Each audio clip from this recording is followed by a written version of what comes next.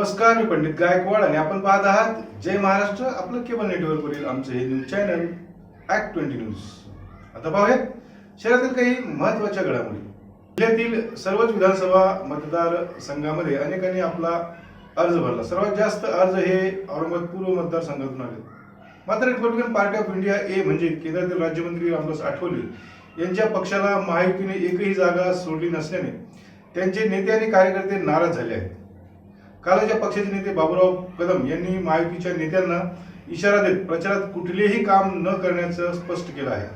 आम्ही काही जागा लढवू इच्छित होतो, मात्र महायुतीच्या नेत्यांनी आमचं म्हणणं ऐकून घेतलंच नाही, त्यामुळे आम्हीही त्यांना निवडणुकीत आमची ताकद दाखवू असं ते म्हणाले. रिपब्लिकन पार्टी ऑफ इंडियाची जिल्हा व शहर कार्यकारिणीची बैठक या ठिकाणी घेण्यात आली. तर विधानसभा निवडणुकीच्या पार्श्वभूमीवर मुद्दाम या बैठकीचं आयोजन करण्यात आलं होतं. कारण गेल्या 15 दिवसापासून विधानसभेच्या निवडणुका जाहीर झाल्यानंतर रिपब्लिकन पार्टी ऑफ इंडियाला राज्यामध्ये महाराष्ट्रामध्ये किमान 12 जागा मिळाव्यात अशी मागणी महायुतीकडे पक्षाचे अध्यक्ष राष्ट्रीय अध्यक्ष रामदासजी आठवले साहेब यांनी या ठिकाणी केली होती. आणि त्यावर देखील ह्या मागणी केल्यानंतरही महायुतीने त्याचा विचार या ठिकाणी केलेला नाही.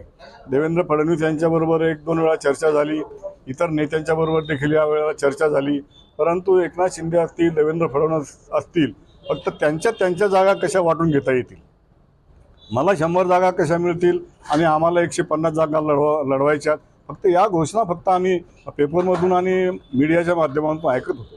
त्यामध्ये मित्रपक्षाला जागा तुम्ही देणार आहात की नाही किंवा देणार आहेत का अशी भूमिका त्यांनी या ठिकाणी कधीच घेतली नाही. आणि मित्रपक्ष गेल्या 10 वर्षापासून आपल्यासोबत काम करतोय, Republican party of India Athawale साहेबांच्या नेतृत्वाखालील हा पक्ष. तर या पक्षाचा तुम्ही कधी विचार केला आहे का? आतापर्यंत कधीच नाही. फक्त दलितांची मतं घ्यायची आणि निवडून यायचं आणि सत्तेवर बसायचं, हाच एकमेव उपदेश हा महायुतीच्या या ठिकाणी दिलेला आहे. आणि म्हणून आम्हाला असं वाटतं की आज राज्यामध्ये रिपब्लिकन पक्षाची अवहेलना या ठिकाणी होते आणि आम्हाला एकही जागा या ठिकाणी देण्यात आलेली नाही. रिपब्लिकन पक्षाच्या जागाचा त्यांनी विचार या ठिकाणी केलेला नाही. या ठिकाणी महायुतीचे देवेंद्र फडणवीस यांनी त्यांच्या पक्षाच्या 99 जागा जाहीर केल्या, एकनाथ शिंदेने त्यांच्या पक्षाच्या जाहीर केल्या, अजितदादांनी त्यांच्या पक्षाच्या जाहीर केल्या, परंतु त्याच्यामध्ये आम्ही तिन्ही पक्षाला किमान 2-2 जागा तुम्ही RPIला सोडा अशी अखेरची भूमिका ही आठवले साहेबांनी मांडली होती. आणि म्हणून ह्या जागेवर देखील त्यांनी विचार केलेला नाही. म्हणून राज्यामध्ये RPIला एकही जागा न सोडल्यामुळे आज महाराष्ट्रामध्ये कार्यकर्त्यामध्ये प्रचंड असंतोष या ठिकाणी निर्माण झालेला आहे. आणि असंतोष निर्माण होऊन असं या ठिकाणी महायुतीचा निषेध आम्ही या ठिकाणी राज्यामध्ये केलेला आहे. आणि त्याच पार्श्वभूमीवर आज औरंगाबादमध्ये आज आम्ही महायुतीचा निषेध करतोय आणि औरंगाबादहून मराठवाड्याला आणि महाराष्ट्रामध्ये हा संदेश आम्ही देतोय की रिपब्लिकन पक्ष हा महायुतीचं काम करणार नाही. आणि निषेध आम्ही केला आणि निषेध केल्यानंतरही आम्हाला या ठिकाणी विचारण्यात आलेलं नाही, RPIचा जर विचार झाला नाही तर रिपब्लिकन पक्ष महायुतीचं काम करणार नाही असा ठराव देखील आज या ठिकाणी आम्ही केलेला आहे. आणि रिपब्लिकन पक्षाला या ठिकाणी कुठल्याही प्रकारचं सन्मानाने वागणूक दिल्या जात नाही, कार्यकर्त्याला कुठे विचारात घेतल्या जात नाही. तालुका असेल, औरंगाबाद शहर असेल, काल आता औरंगाबादला 2 कार्यालयाची उद्घाटन झाली, एकाही रिपब्लिकन पक्षाला त्यांनी फोन करून सुद्धा साधा या ठिकाणी सांगितले नाही. संजय सिरसाट असेल, प्रदीप जयस्वाल असेल, आणि यांनी देखील असा विचारणा या ठिकाणी केलेली नाही. आणि म्हणून फक्त मताचा विचार या ठिकाणी यांनी केलाय. आणि म्हणून रिपब्लिकन पक्षाच्या वतीनं आम्ही या ठिकाणी निर्णय घेतला की महायुतीचं काम रिपब्लिकन पक्ष मराठवाड्यामध्ये आणि महाराष्ट्रामध्ये करणार नाही. वरिष्ठ नेते आमचे रामदास आठवले यांचा जोपर्यंत आदेश येत नाही तोपर्यंत रिपब्लिकन पक्षाच्या कुठल्याही कार्यकर्त्यांनी महायुतीच्या एकाही बैठकीला जायचं नाही, कार्यालयाच्या उद्घाटनाला जायचं नाही, कुठल्याही रॅलीला या ठिकाणी फॉर्म भरायला जात असतील त्याच्यातही रिपब्लिकन पक्षाच्या कार्यकर्त्यांना मुळीच उपस्थित राहू नये. आणि जे कार्यकर्ते पक्षाच्या आदेशाविरुद्ध त्या ठिकाणी जातील आणि आमच्याकडे असा निरोप आला आणि आम्हाला कळलं तर त्या पक्षा कार्यकर्त्याची त्याच वेळेला पक्षातून हकालपट्टी करण्यात येईल असा देखील ठराव आज या ठिकाणी या बैठकीमध्ये घेण्यात आलेला आहे. मी Baburao Kadam, republican party of इंडियाचा महाराष्ट्र प्रदेशचा अध्यक्ष, कार्याध्यक्ष. एक प्रश्न असा होता तर पार्टीच्या विरोधात लाईन घेतली, त्यांना निलंबनाची काही कारवाई वगैरे करणार आहे का? नाही, त्याच्यावर आम्ही आता आज ठरावच घेतलेला आहे आणि त्यांना ते काल जे गेले त्यांना शोकॉस नोटीस देण्यात येईल. आणि याच्यानंतर जर ते कुठल्या कार्यक्रमाला जर गेले तर त्यांची देखील पक्षातून हकालपट्टी करण्यात येईल. कारण संजय ठोकळ असो किंवा आणखी कोणी असू दे, कुठलाही कार्यकर्ता मोठा महाराष्ट्रात जरी कार्यकर्ता जरी असेल, जिल्हाध्यक्ष जरी असेल, तर कोणी जर गेलं पक्षाच्या विरुद्ध तर त्याच्यावर कारवाई निश्चित होईल. एक आपण उशीर केलाय, कारण की नगर जिल्ह्याने 2 दिवसापूर्वीच यावर बहिष्कार टाकला. त्यांनी असं स्पष्ट केलंय की आम्ही महायुतीचं काम करणार नाही. निश्चितच आम्हाला थोडासा उशीर झालेला आहे आणि नगर जिल्ह्याने निर्णय घेतला तो अतिशय महत्त्वाचा निर्णय त्यांनी घेतलेला आहे. परंतु आम्ही अजूनही आम्हाला अपेक्षा होती की या सरकारचे डोळे उघडतील, या महायुतीवाल्यांचे डोळे उघडतील आणि माननीय रामदासजी आठवलेच्या सोबत अजूनही ते चर्चा करतील अशी अपेक्षा आम्हाला होती. परंतु कालपर्यंत आम्ही बघितलं की महाराष्ट्रामध्ये त्यांना अजिबात काही घेणे देणं नाही. रिपब्लिकन पक्षाच्या मताशी त्यांना अजिबात चिंता वाटत नाही. माझ्या मते त्यांचं कारण असं आहे, मागच्या वेळेला जेव्हा लोकसभेच्या निवडणुका झाल्या त्यातील आमच्या काही कार्यकर्त्यांना त्यांनी काखेमध्ये घेतलं आणि आमच्या समाजामध्ये घुसले, परंतु आम्ही त्याला विरोध केला नाही. त्याचं कारण असं होतं की आम्हाला कुठल्या पद्धतीनं मोदी सत्तेवर असला पाहिजे अशा पद्धतीचं आम्ही झालो होतो आणि रामदासजी आठवलेंना मंत्री केलं पाहिजे, यामुळं आम्ही त्यावेळेला त्यांच्या खासदार निवडून याला अजिबात विरोध केलेला नाही. परंतु यावेळेस सुद्धा त्यांनी जर असं ठरवलं असेल की यांचं काय, याचा एक एक कार्यकर्ता आम्ही जर काखेत मारला तर रिपब्लिकन पक्षाचे मतं आम्हाला मिळतील, ही त्यांची जागा आता त्यांना दाखवून द्यायची आहे. आणि म्हणून रिपब्लिकन पक्षानं मराठवाडा विभागाच्या वतीनं आता हा निर्णय असा घेतलेला आहे की या भाजप शिंदे सेना आणि अजित पवार यांच्या पक्षाला आम्हाला दाखवून द्यायचं आहे की हा रिपब्लिकन पक्ष रामदास आठवलेंचा रिपब्लिकन पक्ष आहे आणि या रिपब्लिकन पक्षाने एकदा निर्णय घेतला तर तो कुठल्याही पद्धतीने माघार घेणार नाही. मंत्री अतुल सावे यांनी आपला उमेदवारी अर्ज भरला. त्यांना पक्षाने तिसऱ्यांदा हॅट्रिक करण्याची संधी दिली आहे. भविष्यात राहिलेले प्रकल्प पूर्ण करण्यासाठी आपण शर्थीचे प्रयत्न करू असं ते म्हणाले.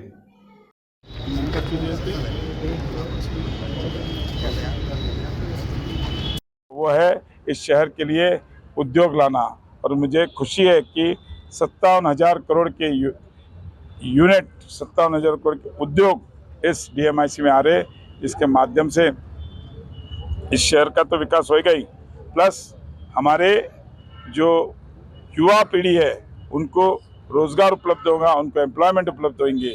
जैसे कि आज JSW है, टोयोटा किर्लोस्कर है, अथर है, पिरामिल है, कॉस्मो है, ऐसे अनेक उद्योगों के माध्यम से, और 57,000 करोड़ की जब उनकी इन्वेस्टमेंट आती है उतनी इन्वेस्टमेंट उनके लगने वाले एंसरीज की भी आएगी, और आने वाले समय में एक गेम चेंजर बोल के छत्रपति संभाजीनगर का नाम होएगा. तीसरी बार हैट्रिक होंगी आपकी, और आने वाले समय में क्या क्या प्लानिंग है आपकी? मैंने पहले बोला कि मुझे विश्वास है कि 2 बार इस छत्रपति संभाजीनगर की जनता ने मुझे चुन के दिया है, और अगले टाइम भी मुझे ही ये टाइम फिर से ये संभाजीनगर की जनता चुन के देगी. और इस शहर के विकास के लिए, जैसा मैंने बोला, जो उद्योग आए उद्योग के मान से और क्या ला सकते हैं और क्या एम्प्लॉयमेंट हो सकती है, होटल इंडस्ट्री है, टूरिज़्म है, ऐसे कई मुद्दों पे हम वर्क कर रहे हैं, और जिसका आने वाले समय में उसका फ़ायदा होगा. कांग्रेस ने आपके सामने के उम्मीदवार चेंज किया है, वंचित बहुजन आघाड़ी ने चेंज किया है, क्या उनको अतुल सावे से डर लग रहा है? इससे नहीं है, देखो हर पक्ष की अपना अपना निर्णय है और वो उन्होंने लिया है, उनका निर्णय है. हम तो देखो लड़ने के लिए तैयार है. हमारी फाइट MIM के साथ होने वाली है और MIM से लड़ने के लिए हम पूरी तैयारी के साथ है, और हम जनता को यही बोलते हैं कि हमने काम किया है और इस शहर की सुरक्षा के लिए, इस शहर को प्रोटेक्शन देने के लिए. औरंगाबाद पूर्व विधानसभा 109 मधून पटेल परिवाराचे शहजाद खान दग्गू पटेल अपक्ष म्हणून फॉर्म भरला. काल त्यांनी यावर सविस्तर चर्चा केली होती. ये जो प्रेस कॉन्फ्रेंस है ये इस वास्ते है कि ये सभी को पता चले कि मैं ये इलेक्शन में लड़ना चाह रहा हूँ, और मेरे दोस्तों के मैं ये जो इलेक्शन लड़ रहा हूँ, ये जो समाज की, कोई समाज जो है तो सुखी में नहीं है, कोई समाज सुख में नहीं है, और हर समाज परेशान है आज, कारोबार से, रोजगारी से, नौकरियों से, सड़कों की परेशानी, लाइट की परेशानी, पानी की समस्याएं, ऐसे हर तरीके से सब समाज परेशान है. और ये जितनी भी पार्टियां हैं ये सब अपने अपने मफाद के लिए लड़ रही है, ना कि समाज की सेवा के लिए. हर कोई अपना अपना काम कर रहा है, और हम जो लड़ेंगे हम समाज की सेवा के लिए लड़ेंगे. ये देखो, हमने काफ़ी पार्टियों को सपोर्ट किया और ज़माने से, जैसा हाजी शेर खान हो गए, अशफाक पटेल हो गए, उमर खां भाई हो गए, ये लोग काफ़ी दिनों से हमारे रहनुमा हैं, रहबर है। इन्होंने हमारे को साथ में लेकर कई पार्टियों का काम किए, कई पार्टियों को चुना कर लाए। पर ये लोग जब तक चुनाव है जब तक ही रहते, उसके बाद ये लोगों का कोई कांटेक्ट नहीं रहता। ये फिर शादियों में रहते, पार्टियों में रहते, उद्घाटन में रहते, या तो बॉम्बे में रहते। और हम ग्राउंड लेवल पे काम करेंगे। नाराजगी कौन सी पार्टी से आपकी? नाराजगी कोई भी पार्टी से नहीं है। देखो, सब अपनी अपनी सियासत लड़ रहे हैं। आपका मकसद क्या है चुनाव लड़ने का? हमारा मकसद है समाज की सेवा करना, समाज के अंदर ग्राउंड पे 24 घंटे रहना। यानी कि 24 घंटे का मतलब ये है कि जो हमारा ये ऑफिस है, ये अल्हम्दुलिल्लाह सबको मालूम है, हमेशा खुला रहता। देर रात तक लोग बैठते, लोगों की समस्याओं को पूरा करते। और ये आज से नहीं, काफ़ी सालों से होते आ रहा है। और हम काफ़ी सालों से लोगों के बीच में हैं, ना कि ये नेताओं के जैसा कि जब इलेक्शन आए, जब आए रोड के ऊपर, बाद में चले गए अपने ऑफिस में। हम हमेशा रोड के ऊपर लोगों के साथ हैं और लोग हमारे साथ दिल के हैं। कहीं ऐसा तो नहीं है किसी पार्टी पर दबाव लाने या किसी को गिराने के लिए आप खड़े रहने? नहीं, ऐसा कुछ भी नहीं है। देखो, हम खुद इंशाअल्लाह अजीज जीतने के लिए खड़े हैं।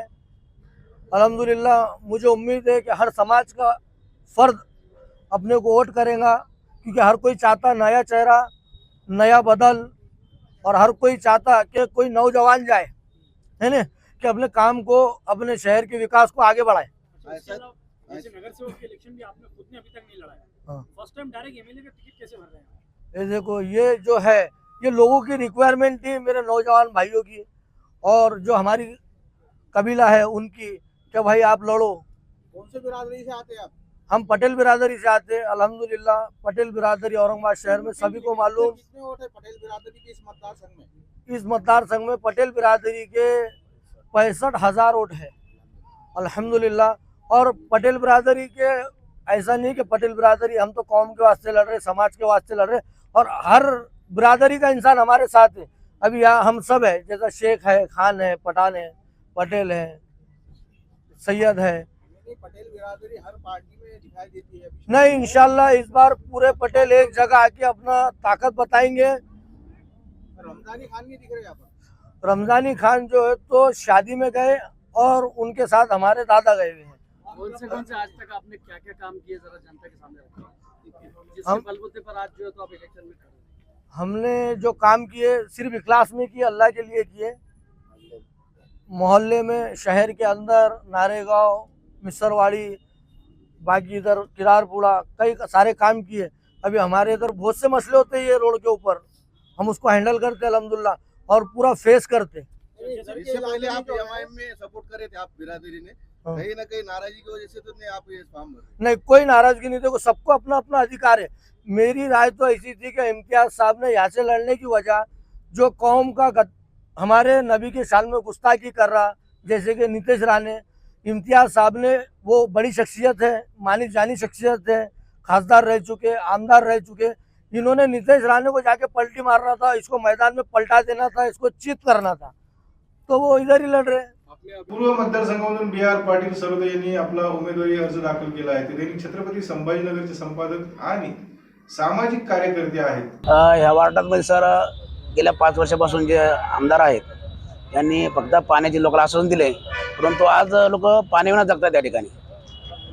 साहेब, छत्रपती संभाजीनगर, संपूर्ण संभाजीनगर शहर जर बघितलं तर आपली अशी अवस्था झालेली आहे, धरण उशाला, धरण कोरड घशाला, असा प्रकार झालाय. आपण काय आश्वासन देणार मग? यासाठी जे आता जे पाईपलाईन टाकली पाण्याची, ती जितकी शक्य तितक्या लवकर पूर्ण करण्याचं काम करू. साहेब, आपण कोणत्या पक्षाकडून उभे आहे? आम्ही भारतीय क्रांती सेना आणि लोक संघर्ष पार्टी यांच्या संयुक्त विद्यमानाने अपक्ष म्हणून उमेदवार उभे लढत आहे. आपला काय अजेंडा आहे, कोणता झेंडा आहे? आमचा अजेंडा असा आहे की जी गोरगरीब जनता आहे, जी पाण्याविना जगते, त्यानंतर जे रस्ते खड्डेमय झालेले आहे शहरामध्ये, पूर्ण मतदारसंघामध्ये, स्थानिकांनी आजपर्यंत लक्ष, त्याच्या तक्रार देऊन सुद्धा स्थानिक जे आमदार होते यांनी कसल्या प्रकारे त्यांचं लक्ष दिलं नाही. सर, आपण जो आरोप करता आहात का रस्ते नाही, MRDC असेल, महानगरपालिका असेल किंवा स्थानिक विकास निधी असेल, याच्यातून काही किलोमीटरचे रस्ते प्रस्तावित आहे, काही झालेले आहे, सगळे रस्ते गुळगुळीत आहे, सिमेंट रस्ते होत आहेत. आपण आरोप करताय, काय वाटतं? ते आरोप नाही करता यावा, लोकप्रतिनिधीने त्या गोष्टीचा पाठपुरावा करणं गरजेचं आहे. कोण लोकप्रतिनिधी? अतुल आमदार साहेब. आमदार अतुल साहेबांवर तुम्ही सरळ आरोप करताय. आरोप नाही, आज जी सत्य परिस्थिती सर. ते स्वतःला विकास पुरुष आणि पाणी पुरुष म्हणून घेताय आणि तुम्ही त्यांच्यावर आरोप करताय, काय वाटतं? 100 लोकांतून 10 लोक जर त्यांना पाणी पुरुष म्हणत असेल, जल सम्राट म्हणत असेल, तर त्याला अर्थ नाही. ते 100% वार्डातील लोकांना म्हणायला पाहिजेत की त्यांनी आपल्याला सुविधा पुरवलेल्या आहे. आपली लढत कोणाबरोबर आहे? आमची लढत तशी बरोबर म्हणता येणार नाही, परंतु विकासासाठी लढत आहे आपली. आपलं नाव? BR सरोदे पाटील. धन्यवाद सर. माजी नगरसेविका आणि MIM पक्षाच्या महिला शहराध्यक्ष फिरदौस फातिमा यांनी आपला उमेदवारी अर्ज दाखल केला. मैं ये कहना चाहूँगी कि हम जो है तो लोकशाही में रहते हैं और हमारे देश का एक संविधान है जहाँ पर हर एक को इलेक्शन कंटेस्ट करने का हक है। आप देख रहे हैं कि विधानसभा के लिए मैंने अपना फॉर्म भरा है यहाँ के पूर्व क्षेत्र से, तो मैं अपना संवैधानिक हक है तो इस्तेमाल कर रही हूँ। मैडम, जैसा महिलाओं के लिए 50% रिजर्वेशन की बात कही गई थी, तो यहाँ पे तो नहीं दिखाई दे रहा है कि महिलाओं को इसलिए टिकट दिए गए। तो देखिए, लोकल बॉडीज़ में तो महिलाओं को 50% रिजर्वेशन है, लेकिन विधानसभा और लोकसभा के लिए महिलाओं को 50% रिजर्वेशन देना चाहिए। और अगर रिजर्वेशन नहीं भी दिया गया तो हर पॉलिटिकल पार्टीज से मेरा ये कहना है कि जब आप महिलाओं के वोट्स इस्तेमाल कर रहे हैं तो फिर अगर जहाँ 50 पुरुषों को टिकट दे रहे हैं तो 10 महिलाओं को आप क्यों नहीं दे रहे? इसका मतलब कि आप महिलाओं को अहम नहीं समझते?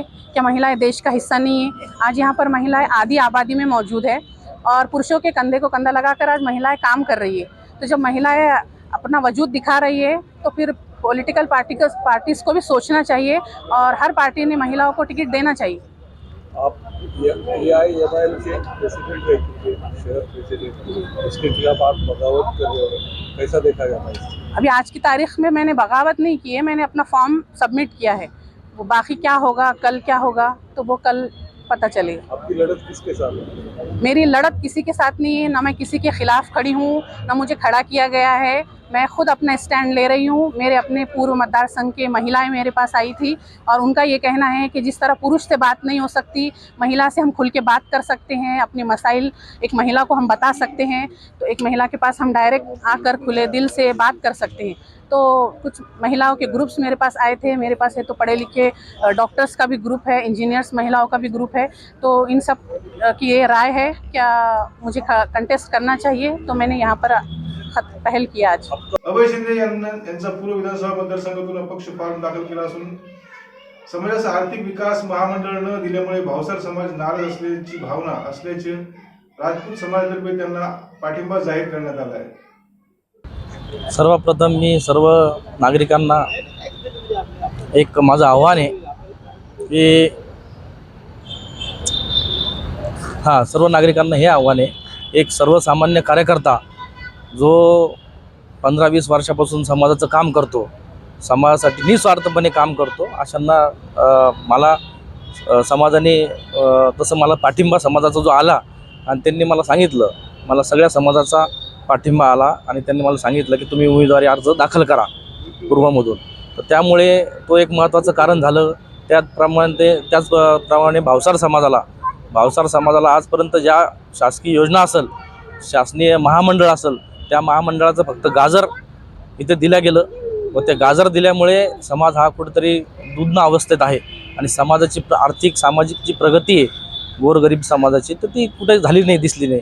तर मला वाटलं की बाबा आपण ह्या लढ्यामध्ये जो आमदार खासदार कोणीच नाही ना समाजाचं, त्यामुळे आम्हाला वाटलं आणि समाजाला वाटलं की बाबा यांनी आमदारकीला जास्तीत जास्त भरघोस मतांनी निवडून यावं, प्रतिनिधी म्हणून विधानसभेत जावं, तसं भावसार समाजाचा आवाज त्या प्रतिनिधी विधानसभेत गाजेल, त्यामुळे मी हे डिसिजन घेतले।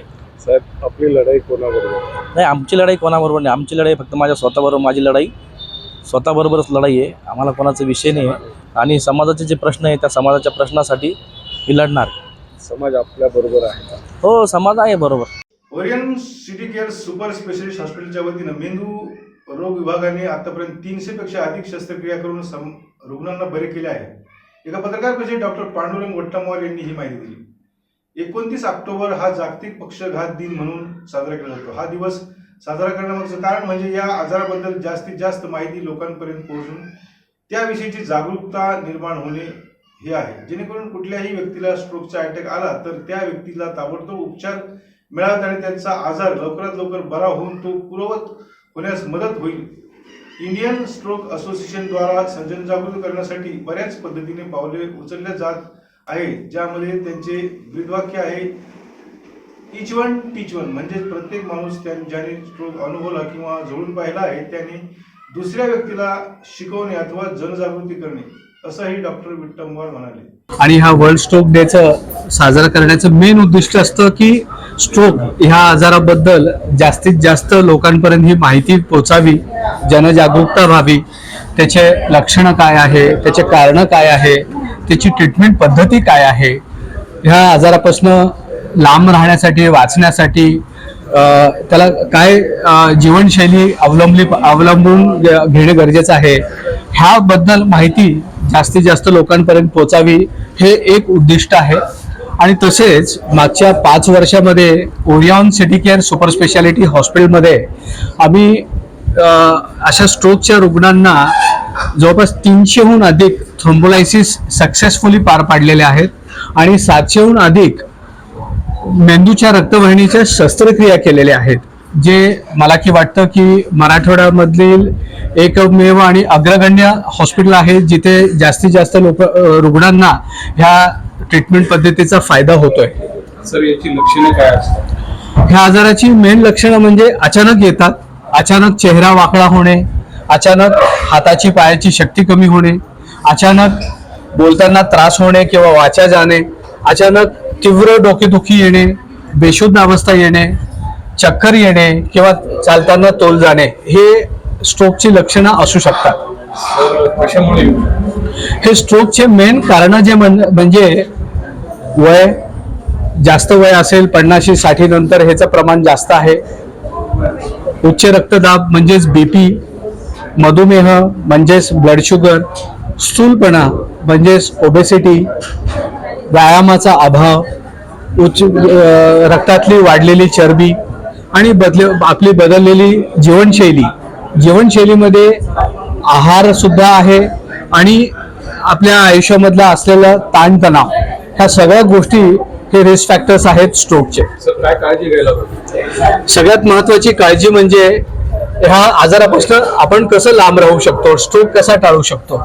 नंबर 1, जर कोणाला उच्च रक्तदाब असेल, मधुमेह असेल तर त्याचे नियमित इलाज करणे, नियमित तपासण्या करणे, योग्य ट्रीटमेंट घेणे, BP कंट्रोल ठेवणे, शुगर कंट्रोलमध्ये ठेवणे, वजन जास्त असेल तर वजन कमी करणे, कंट्रोलमध्ये ठेवणे आणि बाकीची व्यसनं जी आहेत, धूम्रपान, तंबाखूचं व्यसन, अल्कोहोल, मद्यपान ह्याच्यापासून लांब राहणे आणि जे असलेला जीवनातला जे आयुष्यामधला जो ताणतणाव आहे तो कमी करणे, त्याच्यासाठी योगा, प्राणायाम, एक्सरसाइज ह्या गोष्टी अवलंबल्या पाहिजे आणि आपल्या आहार पण बदलला पाहिजे, ज्याच्यामध्ये चरबीयुक्त आहार कमी खायला पाहिजे, जंक फूड, फास्ट फूड कमी खायला पाहिजे आणि हेल्दी फूड घेणं गरजेचं आहे.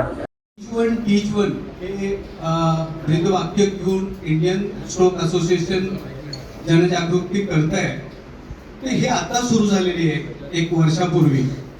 टीच वन म्हणजे काय, प्रत्येक रुग्ण किंवा त्याचा नातेवाईक ज्यांनी स्ट्रोक जवळून बघितलेला आहे, अनुभवलेला आहे, स्वतःमध्ये किंवा स्वतःच्या जवळच्या नातेवाईकामध्ये, मित्रामध्ये, शेजाऱ्यांमध्ये, तर त्या रुग्णांनी, त्या नातेवाईकांनी जवळच्या एका माणसाला ह्या स्ट्रोक बद्दल माहिती सांगावी. म्हणजे टीच वन आहे. हे असं करत मे बी काही दिवसांमध्ये, काही महिन्यांमध्ये, काही वर्षांमध्ये जास्तीत जास्त लोकांपर्यंत ह्या आजाराच्या ट्रीटमेंट पद्धतीची माहिती पोहोचेल. आजपर्यंत कुठपर्यंत पोहोचलात? किती रुग्णांना याचा फायदा झाला? डेफिनेटली आता हे जे रुग्ण आलेले आहेत हे माहिती घेऊनच आलेले आहेत. आता एक शेख अख्तर पेशंट आलेले आहेत, त्यांना डॉक्टर माजिद सरांनी इथे रेफर केलं कारण इथे फॅसिलिटीज आहेत, ताबडतोब इथे ट्रीटमेंट होते. पण राजेंद्र जोशी काका, निकेतन कासलेवाल काका हे जे आलेले आहेत हे इकडून तिकडून माहिती मिळाल्यानंतरच आलेले आहेत. त्यांच्या घरातल्या कुठला तरी नातेवाईक आहे, त्यांना माहिती मिळेल. तर एक्झॅक्टली आकडा असं तो कोणीच नाही सांगू शकणार की त्याचा डेफिनेटली फायदा होणार. 67व्या धम्मचक्र अनुप्रतन दिनानिमित्त विजयदशमी वर्षावासीची सांगता व कठीण चिवरदान पुण्य महोत्सव साज भीमटेकडी येथे संपन्न झाला. काल विश्वशांती बुद्ध विहार, जटवा रोड, सुभाषनगर, लेणी परिसर, भीमटेकडी, छत्रपती संभाजीनगर येथे झालेल्या या कठीण चिवरदान समारंभ व विपश्यना भूमिपूजन सोहळ्याला बुद्ध अनुयायी, उपासक, उपासिका यांच्यासह महाराष्ट्राच्या कानाकोपऱ्यातून आलेल्या बुद्ध अनुयायांची मोठ्या प्रमाणात उपस्थिती होती.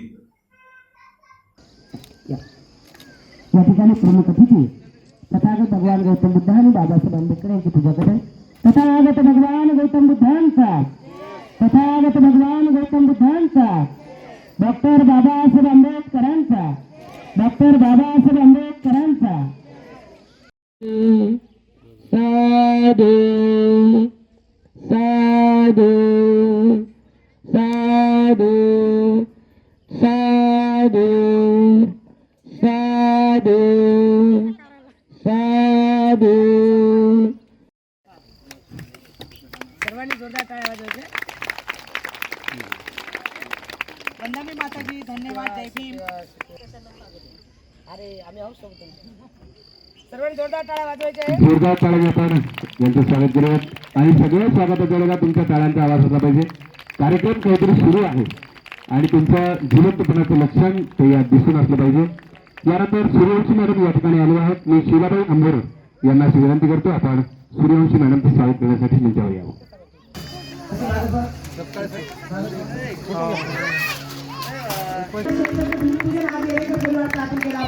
सर्वांनी जोरदार टाळ्या वाजवायच्या.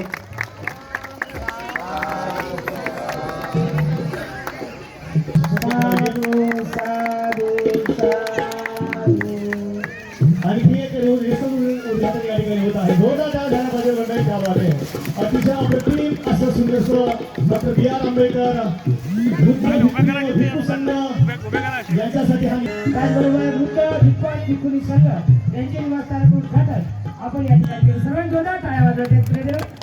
या भीमटेकडी परिसराचे सर्व आपल्याला करायचं आहे.